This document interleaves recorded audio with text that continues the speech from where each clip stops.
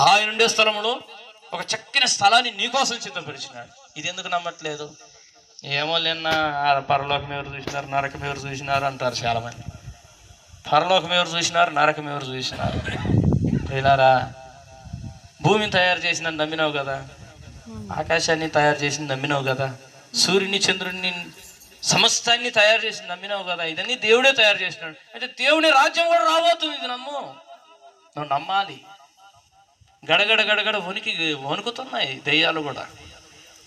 ఈరోజు మనుషులకు భయం లేదు, అన్నిటికీ భయం ఉంది.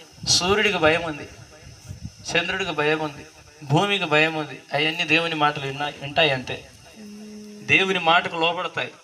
అవన్నీ దేవుడు చెప్పినట్టే చేస్తూ ఉన్నాయి. ఆ ఇష్టానుసారంగా ఇట తిరిగేది కాస్త ఇట 2 రోజులు ఇటు 2 రోజులు తిరగదు. అది సూర్యుడు ఇటు 2 రోజులు అటు 2 రోజులు తిరగదు. ఎట తిరగమంటే అటు తిరుగుతుంది అంతే. నువ్వు దేవుని వైపు ఇట తిరగమంటే నువ్వు ఇటు 2 రోజులు తిరుగుతావు, అటు 2 రోజులు తిరుగుతావు. తాయితల కాడికి 2 రోజులు తిరుగుతావు, ప్రార్థన మందిరం కాడికి 2 రోజులు తిరుగుతావు. దెయ్యాల కాడికి 2 రోజులు పోతావు, దేవుని కాడికి 2 రోజులు వస్తావు. వారంలో 7 రోజులు అయితే 7 రోజులలో 3 భాగాలు చేస్తావు. ప్రియులారా, దేవుని పిల్లలుగా మనం దేవుని వైపు తిరగాలి. దేవునికి స్తోత్రం చెప్తాం. దేవుని మాటలే వినాలి, దేవునికే మనం లోబడాలి. దెయ్యాలు కూడా నమ్ముతున్నాయి దేవుడు ఒక్కడే. గడగడ వణుకుతున్నాయి.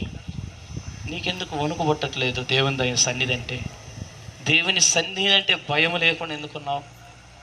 దేవుని సన్నిధి అంటే అంత నిర్లక్ష్యం ఎందుకు?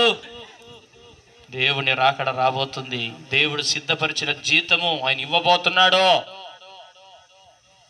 పనివాడు జీతమునకు పాత్రుడు. దేవుని